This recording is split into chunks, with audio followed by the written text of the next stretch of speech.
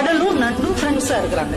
Daily இந்த நண்டு அங்க ஊர் உலகம்லாம் சுத்திட்டு சாயந்தரமா கடல் கிட்ட வந்து பேசும். ஒவ்வொன்னையும் அது சொல்லிக்கிட்டே இருக்கும். கடல் ரொம்ப ஆச்சரியமா கேட்டுட்டு இருக்கும். அப்படியா அப்படியா, ஏதோ நீ எனக்கு ஃப்ரெண்டா இருக்கிறதுனால இந்த உலகத்துல நடக்கிறதெல்லாம் நான் தெரிஞ்சுக்கிறேன்ப்பா, ரொம்ப தேங்க்ஸ்பா அப்படின்னு 2 பேரும் நல்ல மனமொத்த நண்பர்களா இருக்கிறாங்க.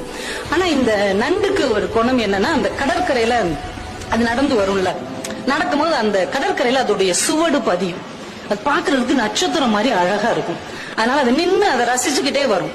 தன்னுடைய வலைக்குள்ள நுழையறதுக்கு முன்னாடி திரும்பி பார்க்குமா, இந்த கடல் அலைய வச்சு அதை உடனே அழிச்சிடும். ஒவ்வொரு நாளும் நடக்குது. வரவுள்ள படக்கு படக்குன்னு அதை அழிச்சிருது. இந்த நண்டுக்கு மனசு என்னமோ பண்ணுது. நம்ம நண்பனுக்கு நம்ம மேல ஏதோ பொறாமை இருக்குதோ, அதால நடக்க முடியாது, நம்மளால நடக்க முடியுது. அந்த பொறாமையில இவன் நம்ம சூடு அழிச்சு விடுறானோ, இவன் இவங்க கூட ஃப்ரெண்ட்ஷிப் வச்சுக்கலாமா வேணாமா, ஒரு பொறாமப்படுறவன் எல்லாம் ஒரு நண்பனான்னு மனசுக்குள்ள நினைச்சுக்கிட்டே இருக்குது. இன்னொரு நாளைக்கு இதே மாதிரி பேசிட்டு வருது, வேகமா அதை அழிச்சிருச்சு. இது வலையில நின்று முறைச்சு பாத்துக்கிட்டே இருக்குது. இன்னொரு நண்டு அந்த வழியாவே போகுது. சரி, நம்ம சூடத்தான் இவன் அழிக்கிறான், அந்த எதிரியோட இன்னொரு நண்டோடைய சுவடை அழிக்கிறான்னு பாப்போம். பாத்துக்கிட்டே இருக்குது. அந்த நண்டுடைய சுவடை இது அழிக்கவே இல்லை.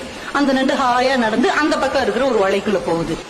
இதுக்கு செம்ம காண்டாயிருச்சு. உண்மையிலேயே இவன் நம்ம மேல மட்டும்தான் பொறாமப்படுறான் அப்படின்னு நினைச்சுக்கிட்டு இருக்கும் போதே அந்த வழியா ஒரு நரி வருது. இந்த நண்டு நடந்து போன அந்த சுவடு இருக்கு இல்லையா, அதை அப்படியே ஃபாலோ பண்ணிக்கிட்டு போய் வலையில இருக்கிற நண்டை கவக்குன்னு பிடிச்சு தின்றுச்சு. இப்பதான் இந்த நண்டுக்கு ஒரு விஷயம் புரிஞ்சது. தன்னுடைய நண்பன் தன் சுவடுகளை அழிக்கவில்லை, தன்னுடைய வாழ்க்கையை காப்பாற்றி இருக்கிறான் என்ற உண்மை புரிந்தது. உடனே ஓடி வந்து மறுபடியும் அந்த கடற்கரையில் எழுதுச்சு, முன்பே காப்பான் அன்பே நட்புன்னு எழுதுச்சு. அதையும் அந்த கடல் படிச்சுட்டு உடனே அழிச்சிருச்சு. தன்னுடைய நட்பு கெட்டாலும் பரவாயில்லை, நண்பன் கெடக்கூடாது என்று யார் நினைக்கிறார்களோ அவர்கள் தான் உண்மையான நண்பர்கள்.